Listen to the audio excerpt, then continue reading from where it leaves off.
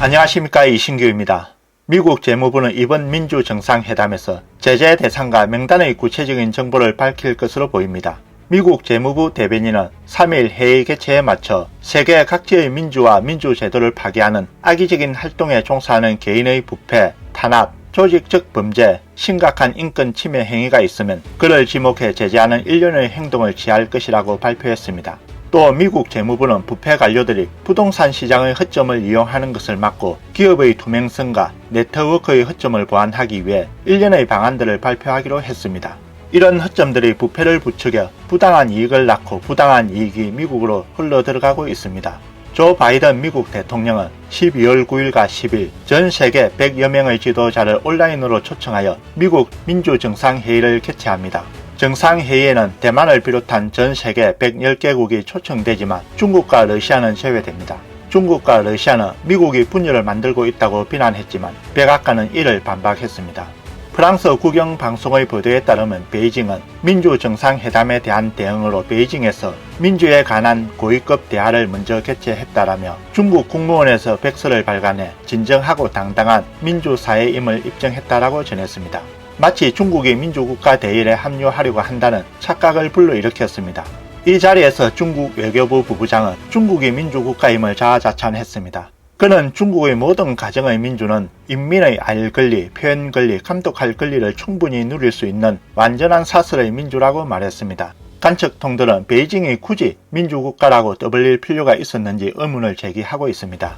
중공은 일당제 국가이며 당의 이익이 무엇보다 중요하다는 것을 외부 세계에 반복적으로 선언했습니다. 베이징은 대외적으로 선전할 때 당의 이익과 인민의 이익이 일치한다는 것을 강조했습니다. 당에는 최고 지도자가 있는데 이 최고 지도자가 바로 시진핑이고 그가 전당을 지배하고 전당 통치를 통하여 전국을 통치합니다.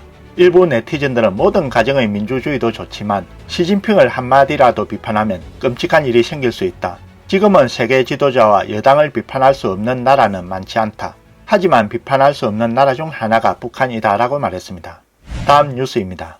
사우스 차이나 모닝 포스트에 따르면 지난 5일 왕찬 칭하대 환경과학 교수는 지난달 26일 중국 환경과학저널에 발표한 논문에서 베이징 당국이 7월 1일 전날 밤 인공강우를 실시했다고 밝혔습니다. 논문에 따르면 왕찬의 팀은 6월 30일 오후 8시 30분부터 2시간 동안 인공강우를 위한 클라우드 퍼블리싱 작업을 진행했습니다. 보고서에 따르면 베이징 서남부 산악 지역에 사는 많은 주민은 이날 밤 많은 양의 로켓을 목격했다며 이는 요오드 하은을 하늘로 쏘아 비를 자극하는 데 사용했다고 전했습니다. 주민들은 집 근처에 떨어진 로켓 파편을 발견했다고 합니다. 익명을 요구한 한 주민은 소리가 아주 커서 천둥과 번개가 내리치는 것과 같았고 오래 지속됐다. 마치 전쟁터 같았다라며 그 다음 비가 많이 오기 시작했다라고 말했습니다. 그러나 7월 1일 베이징 당국은 먹구름이 그치길 기대했으나 파란 하늘은 열리지 않았습니다. 이와는 반대로 하늘을 휩쓴 수많은 로켓 발사로 베이징시 전체가 먹구름에 휩싸였고 축하 행사가 열렸던 천안문 광장은 온통 잿빛으로 뒤덮였습니다.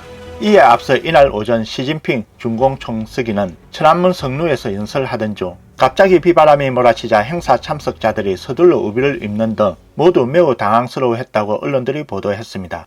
일부 네티즌들은 해외 트위터에 라이브 영상을 올려 하늘이 벌을 내린 것이라고 조롱했습니다.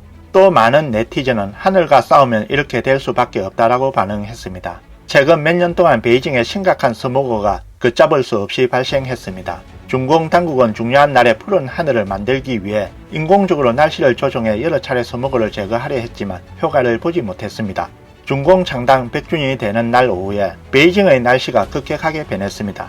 베이징 기상 관측소는 1시간 만에 낙내 항색경보, 강풍주의보, 우박주의 항색경보, 폭우주의보를 발표했으며 베이징시 전역에 거센 바람과 폭우가 쏟아졌고 심지어 우박까지 내렸습니다. 오늘의 뉴스는 여기까지입니다. 시청해 주셔서 감사합니다.